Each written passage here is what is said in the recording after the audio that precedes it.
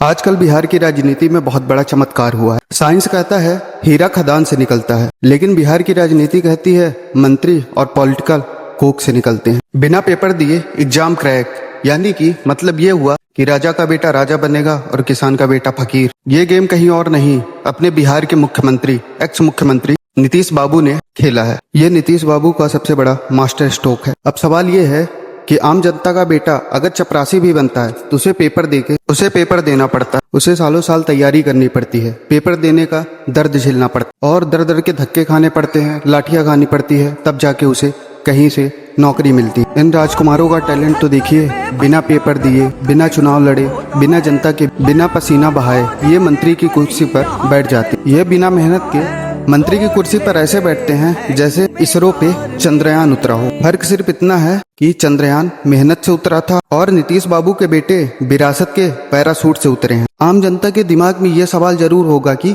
ये कैसा लोकतंत्र है, या लोकतंत्र है या पुत्र तंत्र है। नीतीश बाबू का बेटा सीधा मंत्री बन जाता है बिना कुछ किए। जनता का सवाल ये है कि क्या ये लोकतंत्र सिर्फ नेताओं के लिए बना, जहां आम जनता अपने हक की कमाई, खून पसीने की कमाई से अपना पेट का पालन पोषण कर रही है। सवाल ये भी है, क्या आम जनता का पढ़ा लिखा साक्षर होना अपराध है? क्या सरकार भी आम जनता की आंख में धूल झोंक रही है? क्या सरकार भी चाहती है कि एक किसान का लड़का पढ़ाई लिखाई ना करके वो सिर्फ राजनीति में कदम रखे, लोगों को मौत के घाट उतारे और पॉलिटिक्स में अपना दबदबा बना ले?